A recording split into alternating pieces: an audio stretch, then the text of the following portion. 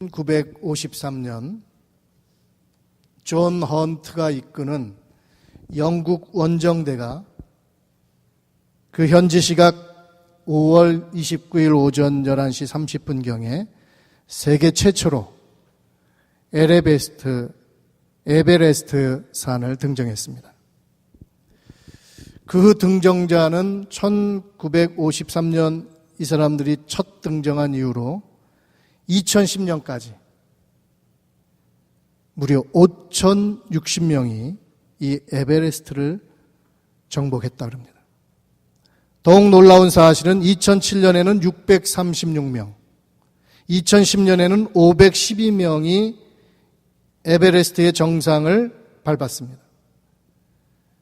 이처럼 1년에 수백 명씩 세계 최고의 정상을 사람들이 밟게 된 결정적인 원인은 여러 가지 이유가 있지만 가장 근본적인 결정적인 원인은 전문적인 등반 팀들이 이 에베레스트의 베이스 캠프에 상주하면서 가능해졌다고 합니다. 여러 베이스 캠프가 생기면서 그 베이스 캠프를 통해서 등반객들이 올라가서 산을 정복했다는 것입니다. 등반가 한왕용 씨에 의하면 전문적인 다수의 팀들이 베이스 캠프에 상주하며 참가한 대원들에게 체계적인 관리를 해주고 서비스를 제공했다 그래요. 이 에베레스트 등반 전문 가이드의 지휘 아래 대원 한 명당 셀파 1명을 배정하여 등반을 진행했다고 합니다. 베이스 캠프에서 정상까지 조금이라도 위험한 전 구간에 고정 로프를 설치했다고 합니다. 안전과 산소, 장비, 식량 등에 대한 철저한 준비와 위성 시스템, 과학화된 시스템, 그리고 참가자에 대한 적절한 수능 시스템을 적용해서 이 베이스 캠프를 운영했다 그래요. 그래서 참가자의 등반 성공률이 올라갔다 그럽니다. 사랑하는 여러분, 이처럼 높은 산을 오르는 등반가들에게 베이스 캠프는 이렇게 중요합니다. 그래서 정상을 위해 나아가는 자들은 항상 베이스 캠프와 교신을 해야 됩니다. 그래야 안전하게 목적지에 이르고 복귀할 수 있습니다. 전쟁에서도 마찬가지입니다. 한 나라가 한 나라와 전쟁을 할 때 전쟁에서 수많은 중요한 요소들이 있지만 그 전쟁에서 승리하기 위해서는 가장 중요한 것은 그 전쟁을 지휘하는 본부, 지휘하는 베이스 캠프가 가장 중요합니다. 사랑하는 여러분, 영적 전쟁도 마찬가지입니다. 영적 전쟁, 영적 삶 가운데 베이스 캠프는 절대적으로 중요합니다. 이 베이스 캠프에 따라 우리의 신앙과 삶이 크게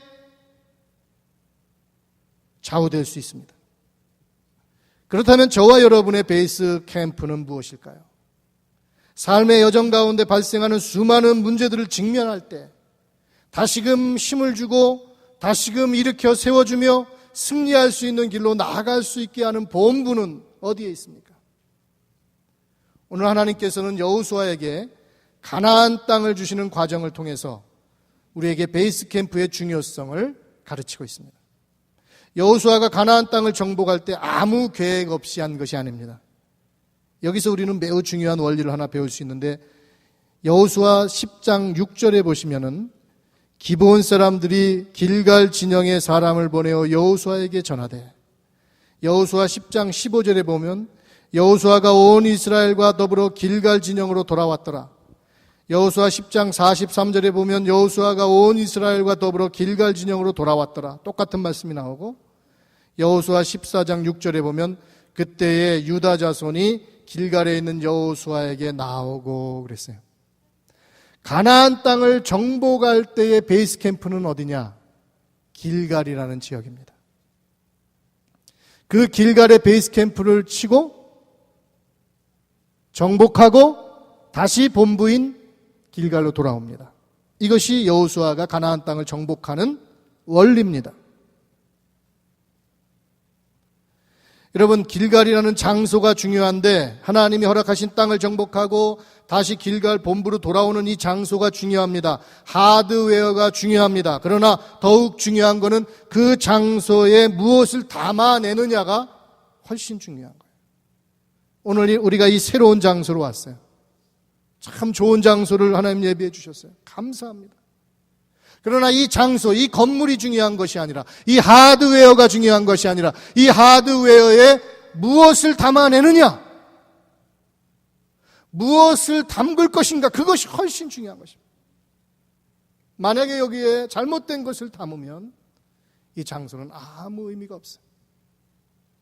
그러나 정말 이 곳에 하나님 우리 공동체 안에 아름다운 것을 담아내면 참으로 하나님 기뻐하시는 공동체로 쓰임받을 수가 있는 것입니다.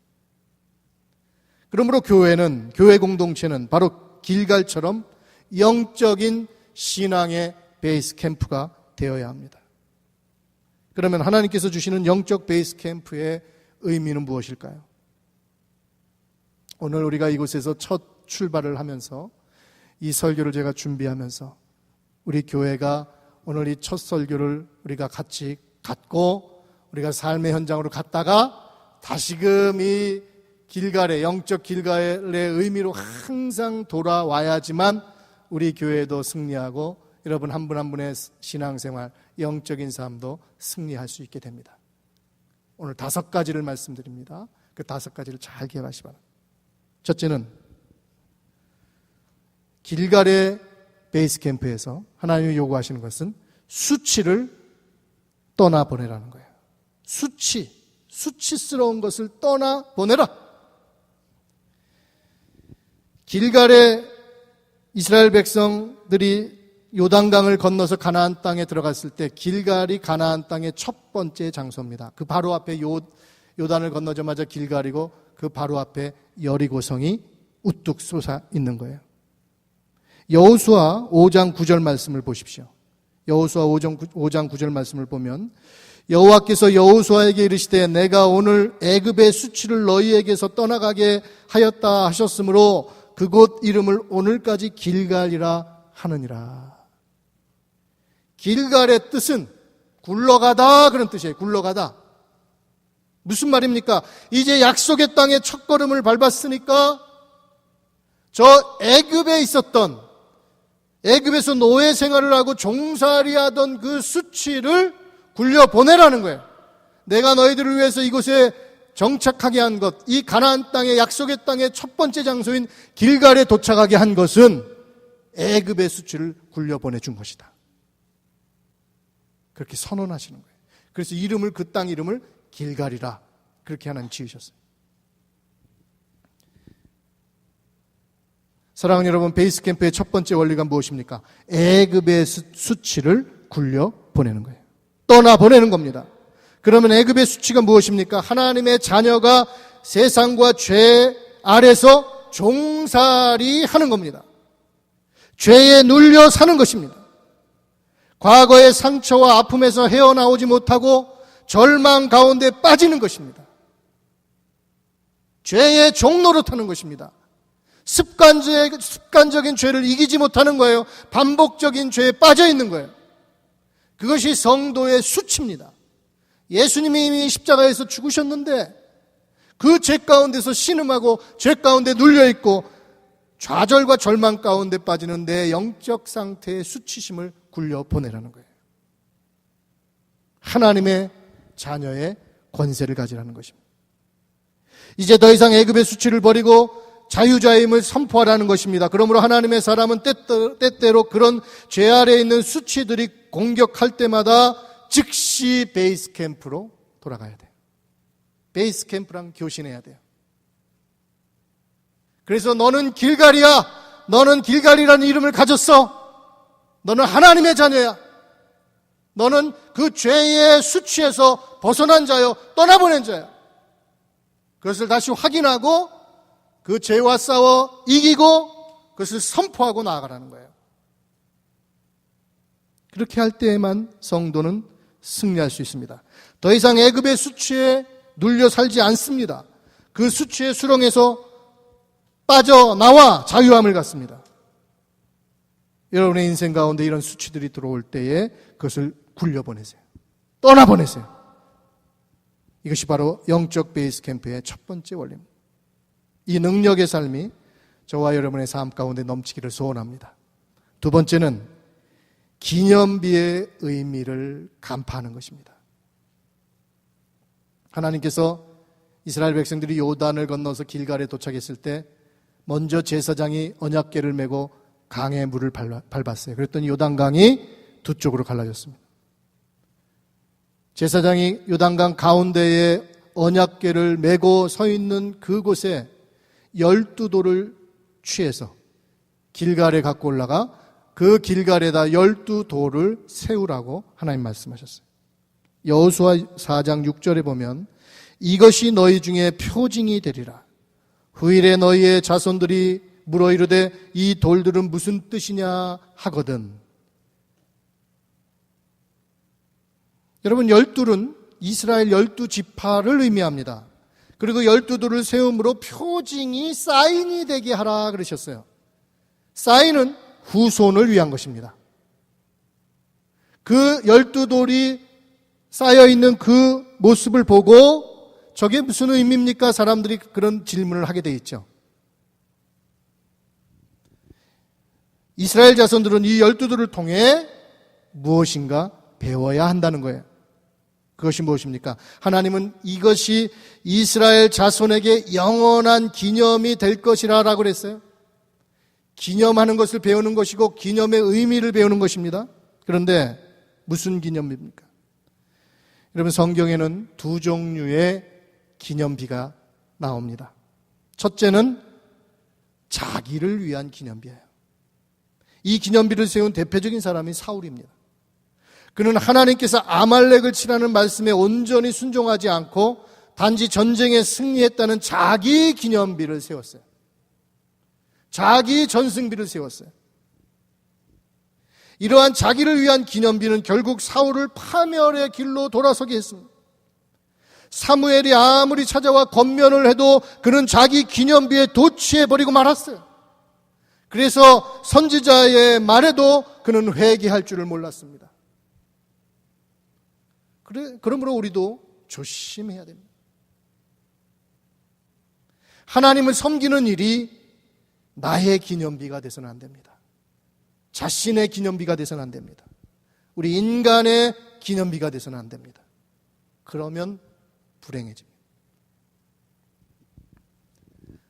반면에 또 다른 기념비가 있는데 그것은 하나님을 위한 기념비입니다. 이것이 하나님이 세우시는 기념비예요. 앞에 것은 사람이 세우는 기념비고 두 번째 거는 하나님이 세우시는 기념비.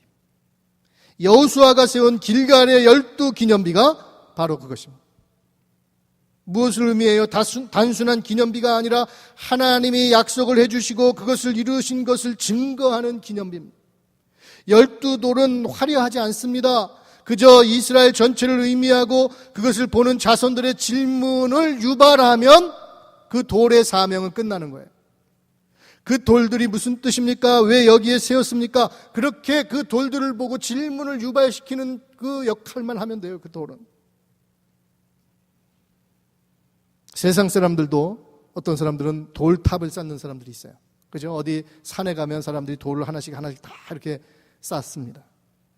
그것은 소원을 비는 샤머니즘의 전형이지만 하나님이 쌓으라고 하신 돌은 이미 하나님이 하신 역사를 기억하게 하고 그 하나님이 살아서 오늘도 너희에게 동일하게 역사하심을 증거하는 거예요. 그래서 4장 21절 말씀에 보면 여호수아 4장 21절 말씀을 보세요. 후일에 너희는 자손들이 그들의 아버지에게 묻기를 이 돌들은 무슨 뜻이니까 하거든 너희는 너희 자손들에게 알게 하여 이르기를 이스라엘이 마른 땅을 밟고 이 요단을 건넜습니다. 너희 하나님 여호와께서 요단물을 너희 앞에서 마르게 하사 너희를 건너게 하신 것이 너희 하나님 여호와께서 우리 앞에 홍해를 말리시고 우리를 건너게 하심과 같았으니. 이게 무슨 말씀이에요 지금? 저 돌이 무슨 의미입니까? 이렇게 물어보면 우리 아버지 세대는 홍해를 건넜고 우리는 요단을 40년 만에 걷는 것처럼 너희들에게도 하나님이 너희 앞에 있는 홍해, 너희 앞에 있는 요단도 건너가게 하실 거다. 그게 기념비의 역할이에요. 히브리서 13장 8절에는 이렇게 말씀합니다. 예수 그리스도는 어제나 오늘이나 영원토록 동일하시니라. 이 말씀을 비추어 길갈의 12돌의 의미는 뭐예요? 지금도 홍해가 열리고 지금도 요단이 열린다는 거예요.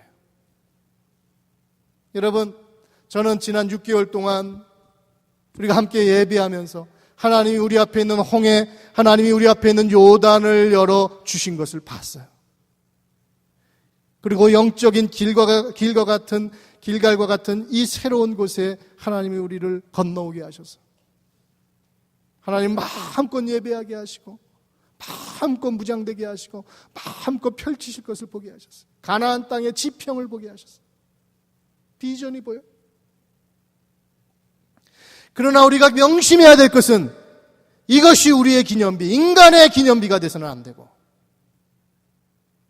하나님의 기념비, 하나님이 세우시는 기념비가 되어야 될 줄 믿습니다. 인간의 기념비가 되면 불행해져요.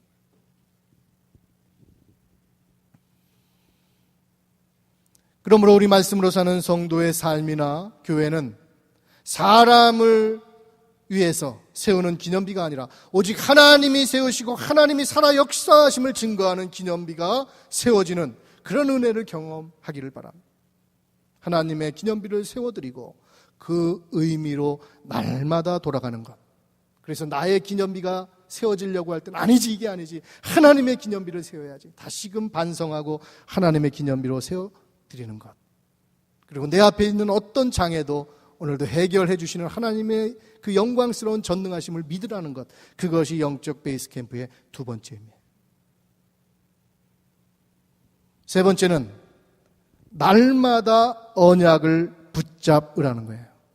5장 2절 말씀을 보십시오. 여호수아 5장 2절 말씀을 보면 그때 여호와께서 여호수아에게 이르시되 너는 부싯돌로 칼을 만들어 이스라엘 자손들에게 다시 할례를 행하라 그랬습니다.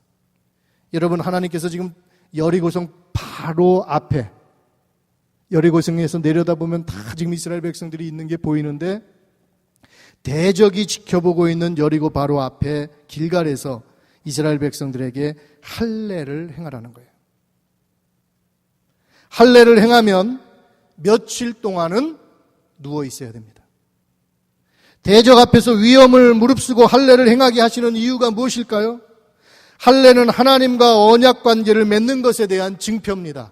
하나님과 이스라엘 백성들이 언약 관계를 맺은 것에 대해서 너가 언약 백성이란 증표로 할례를 아브라함과 그의 후손들에게 받게 하셨어요. 그런데 이 사람들은 광야에서 태어났기 때문에 40년 동안 할례를 받지 못했습니다. 그래서 가나안 땅을 이제 정복해 들어가기 전에 하나님이 할례를 받으라고 하므로 하나님께서는 바로 이 언약의 증표를 다시 갖게 하심으로 이 땅이 바로 하나님이 주시는 언약의 땅이요, 너희에게 약속한 땅이요, 이 땅을 차지하라고, 너희들에게 주는 선물이라고 그것을 깨닫게 하시고 알게 하시고 너희가 언약의 백성임을 증표를 갖게 하시는 거예요. 우리가 세례를 받습니다.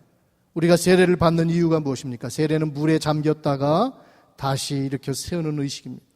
곧 옛사람은 죽고 그리스도 안에서 새 사람으로 다시 태어나는 것을 나타내는 증표입니다. 그러므로 우리는 세례를 통해서 우리가 그리스도의 십자가의 보혈로 거듭난 하나님의 자녀임을 늘 인식하며 살게 하시는 겁니다. 세례 받은 사람은 그게 늘 남잖아요. 늘 인식하고 살라는 거예요. 나는 옛사람이 죽었고 새롭게 태어난 거듭난 하나님의 자녀야. 세례는 평생 딱 한 번만 받습니다. 마찬가지로 할례도 딱 한 번만 받습니다. 그러나 할례는 몸을 뱀으로 그 몸에 흔적이 남는 거예요. 그것을 늘 인식하게 됩니다. 하나님께서 원하시는 게 뭐예요? 더 나아가서 마음의 할례를 받으라는 거예요. 육신의 할례로 만족하지 말고 마음의 할례를 받으라. 마음의 할례는 뭡니까? 너가 늘 하나님의 자녀요, 하나님의 언약 백성임을 너의 마음으로 늘 인식하고 그 언약 백성으로서 확신 가운데 살아라. 언약이라는 것이 뭡니까? 하나님이 생명 걸고 나를 지켜주시는 거예요. 하나님이 생명 걸고 자기의 생명 걸고 나를 사랑해 주는 거예요. 나를 책임져 주시는 거예요. 이 세상의 어떤 계약, 여러분들이 사람들과 맺는 계약, 어떤 계약과도 비교할 수 없는 게 하나님과 우리와의 언약입니다. 근데 어리석은 자는 하나님이 나와 맺은 언약이 뭔지도 모르고 내 마음대로 삽니다. 여러분 성경을 읽어보세요. 구약과 신약입니다. 옛 언약과 새 언약이에요. 그 언약에 대해서 깨달아야지만 하나님과의 관계가 회복됩니다. 근데 이 사람들은 할례를 받지 않았기 때문에 언약의 의미를 잘 몰라요. 그래서 대적 앞에서 다시금 언약의 증표인 할례를 받음으로 너가 하나님의 사람이요 하나님의 언약 백성이라는 것을 하나님이 몸에 새겨주는 거예요. 그리고 언약의 땅을 차지하러 들어가라는 겁니다. 사랑하는 여러분, 인생을 살다 보면 두려울 때가 있습니다. 초조할 때가 있습니다. 막연할 때가 있습니다. 그때 바로 하나님의 사람은 영적 베이스 캠프로 돌아와야 돼요. 그것에서 돌아와 다시금 하나님의 언약을 붙잡아야 돼요. 그 언약을 묵상해야 돼요. 그 언약대로 행하신 하나님을 온전히 바라봐야 돼요. 그러면 어느새 두려움은 변하고 기쁨이 되고 초조함이 변하여 담대함이 되며 막연함이 변하여 뚜렷함이 되는 것입니다. 이처럼 날마다 순간마다 언약 백성임을 회복하고 누리는 것이 세 번째 베이스 캠프의 원리입니다. 이 능력, 이 언약의 능력을 경험하는 여러분의 삶이 되기를 주님의 이름으로 축원합니다. 이제부터는 아멘을 좀 크게 하세요. 축원합니다. 할렐루야. 크게 할 때 확신이 오는 거예요. 믿음이 살아나는 거예요. 네 번째는 항상 십자가로 시작하라 그랬습니다. 5장 10절 말씀을 한번 보십시오. 여호수아 5장 10절 보면 또 이스라엘 자손들이 길갈에 진쳤고 그달 14일 저녁에는 여리고 평지에서 유월절을 지켰으며, 길갈에서 지금 세 번째 사건까지 얘기해드렸고 네 번째 하나님이 이스라엘 백성들한테 무엇을 하라고 그랬어요? 유월절을 지키라. 14일 날. 여러분, 유월절은 40년 전에 이스라엘 백성들이 애굽에서 나올 때에 유월절을 지내고 그 다음 날 출발한 거예요. 역사적인 하나님의 절기입니다. 유월절에 애굽에서 나왔습니다. 유월절 날 출애굽의 역사가 시작됐습니다. 40년 후에 가나안의 첫 땅 길갈에서 하나님이 유월절을 지키게끔 만드셨어요. 무슨 말이에요? 약속의 땅을 차지하는 것도 유월절로부터 시작하라는 거예요. 출애굽도 유월절로부터 시작한 거고 가나안 땅 정복도 유월절로 시작하는 거예요. 우리가 오늘 여기서 첫 예배를 드렸죠? 여기서 첫 예배도 유월절로 시작하는 거예요. 유월절이 뭡니까? 예수의 피입니다. 예수 그리스도의 피로 돌아가라는 거예요. 날 대신해서 죽으신 예수 그리스도의 보혈을 의지하라는 거예요. 모든 신앙생활의 출발, 모든 신앙생활의 재출발, 모든 신앙생활의 재출발. 여러분들이 하루를 일어나서 첫 시간을 하나님 앞에 십자가로 시작하셔야 됩니다. 스마트폰으로 시작하지 마세요. 저도 그 유혹에 빠져요. 아내보다 더 옆에 있는 게 스마트폰이더라고요. 가만히 내가 묵상해 보니까. 그래서 회개하고 어떻게 하면 아내를 더 가까이 모실까. 스마트폰이 우상이 돼가지고. 스마트폰이 아니라 이 세상의 편리함이 아니라 예수 그리스도의 십자가, 예수 그리스도의 보혈이 시작과 재출발에, 모든 출발에, 모든 하루에, 일주일에, 1년에 우리의 인생에 항상 십자가로 출발하는 저와 여러분의 삶이 되기를 주님의 이름으로 축원합니다. 사업을 새로 시작하셔야 돼요. 십자가에서 출발하셔야 돼요. 십자가 앞에 나가서 무릎 꿇고 하나님 앞에 울고 기도하면서 하나님이 원하시는 사업을 주세요. 하나님의 기업을 주세요. 하나님, 제가 할 수 있는 것이 무엇입니까? 깨닫게 해주세요. 길을 열어주세요. 사인을 주세요. 십자가에 엎드려서 응답받을 때 그것이 하나님의 기업이 되고 그 기업을 하나님 책임져 주실 줄 믿습니다. 근데 하나님 앞에 기도하지 아니하고 내 아이디어, 내가 세속적 가치관으로 사업하려고 그러면 인간적인 방법으로 하게 되고 실패하게 되고 넘어지게 되고 철저하게 우리는 십자가로 시작해야 됩니다. 예수님이 그렇게 십자가의 삶을 사셨습니다. 다시 말씀드리지만 예수님은 갈보리에서 십자가를 지신 게 아니에요. 골고다에서 십자가를 지신 게 아니에요. 예수님은 천상에서 성육신하는 그 순간 이미 십자가를 지신 거예요. 겟세마네 동산에서 땀이 피로 바뀔 정도의 간절한 기도를 올릴 때 이미 십자가를 지신 거예요. 이미 십자가를 지셨기 때문에 갈보리에서 지실 수 있었던 거예요. 저와 여러분의 삶이 평상시에 십자가의 삶을 살아야 합니다. 바울이 이렇게 얘기합니다. 나는 날마다 죽노라. 그는 교회를 개척할 때도 십자가로 시작했습니다. 수많은 선교지에 복음을 전할 때도 십자가로 시작했습니다. 하나님의 사람은 십자가로 시작하고 십자가로 끝내야 돼요. 그렇지 않으면 내 능력이 나타나는 것이고, 그렇지 않으면 내 의지가 하는 것이고, 그렇지 않으면 내가 살아서 하는 거예요. 그 결과는 내 기념비를 세우는 거예요. 십자가로 시작하고 십자가로 진행하고 십자가로 마쳐야지만 하나님의 기념비가 세워지는 거예요.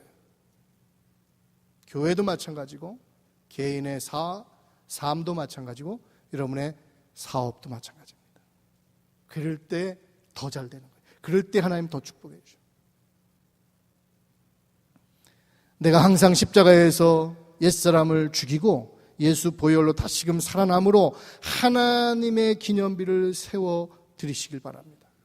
이 십자가의 원리로 여러분의 삶과 우리 공동체가 영적 베이스 캠프로 삼는 놀라운 역사가 있기를 간절히 소원합니다. 마지막으로 신실하신 하나님을 신뢰하라는 것입니다. 신실하신 하나님을 신뢰하라. 이것이 길갈에서 있었던 5번째 사건인데, 이건 뭐냐면 40년 동안 하나님이 광야에는 농사 질 수도 없고 광야는 먹을 수도 없잖아요. 그래서 40년 동안 하나님이 밤에 이슬이 내리는 시간에 만나를 내려주셨어요.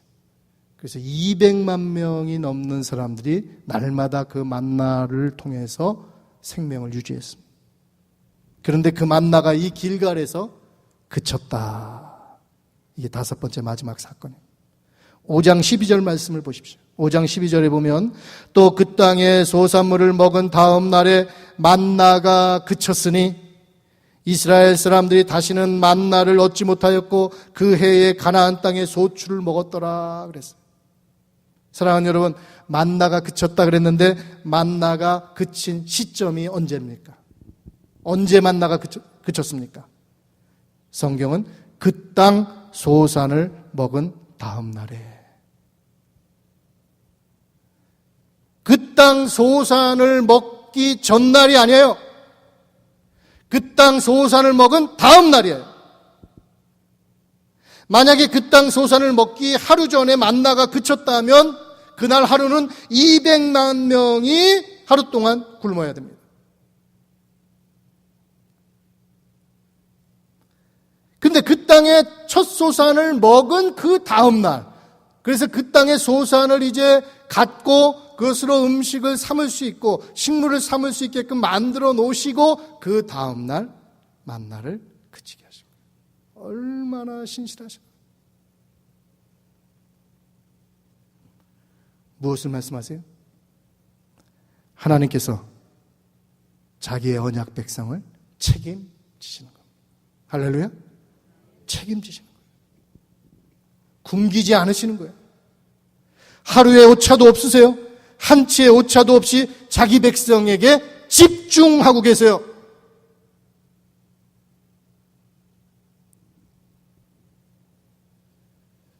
사랑하는 여러분, 누가 우리를 이렇게 대접합니까?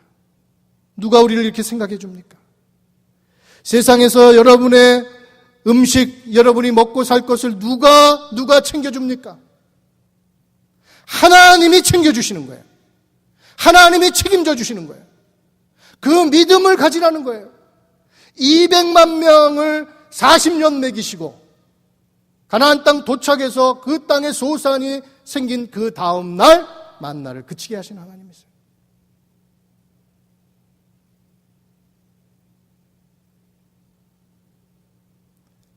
히브리서 13장 5절에 이렇게 말씀합니다. 돈을 사랑하지 말고 있는 바를 족한 줄로 알라. 그가 친히 말씀하시기를 내가 결코 너희를 버리지 아니하고 너희를 떠나지 아니하리라 하셨느니라. 고래로 사람의 근심 걱정은 먹고 사는 문제입니다. 돈 걱정들 많이 하십니다. 그런데 하나님은 돈을 사랑하지 말라. 이 히브리서 독자들도 이 삶의 문제가 아주 힘들었어요. 근데 마지막 구절이 뭔지 아세요? 돈을 사랑하지 말라. 있는 바를 족한 줄로 알라. 친히 하나님 말씀하시기를 내가 결코 너희를 버리지 아니하고 너희를 떠나지 아니하리라. 할렐루야. 내 너를 버리지 아니하고 내 너를 떠나지 아니하리라. 우리가 찬양했잖아요. 오 신실하신 주, 오 신실하신 주, 내 너를 떠나지도 않으리라, 내 너를 버리지도 않으리라. 이게 누구한테 한 말씀인지 아세요? 형을 속이고 아버지를 속이고 도망가는 야곱에게 하신 말씀이에요. 야곱도 하나님이 바단 아람 가서 20년 동안 책임지셨잖아요. 홀로 가다가 나중에는 엄청난 거부가 돼서 돌아오게 하셨죠. 책임지신다는 거예요. 하나님의 신실하심을 온전히 믿으십시오. 하루도 굶기지 않으시는 한치의 옵차도 없으신 하나님을 누리시고 찬양하십시오. 이렇게 5가지의 영적 베이스 캠프, 곧 영적 길가를 여러분의 삶 가운데 우리 교회 공동체가 튼튼히 구축을 해야 됩니다. 그리고 세상에 나가십시오. 세상에서 영적 삶을 사시고 영적 전쟁 가운데 싸우십시오. 그리고 늘 영적 베이스 캠프로 돌아오십시오. 영적 베이스 캠프와 교신을 하십시오. 그리고 새 힘을 얻고 다시금 나가서 싸우십시오. 그러면 어떤 역사가 일어나는 줄 아세요? 이것을 다 행한 후에, 이 5가지를 다 행한 후에 여호수아가 이스라엘 앞에 여호수아와 이스라엘 앞에 여호와의 군대 장관이 나타나셨어요. 그리고 그 군대 장관이 앞장서 가심으로 난공불락의 여리고성이 무너지고 말았습니다.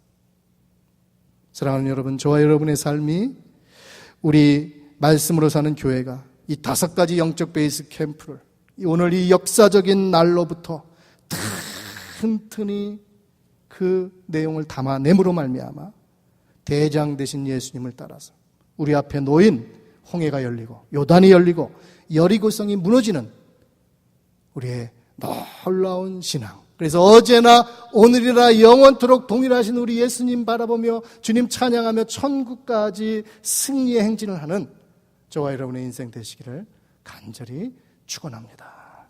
기도하시겠습니다. 다 같이.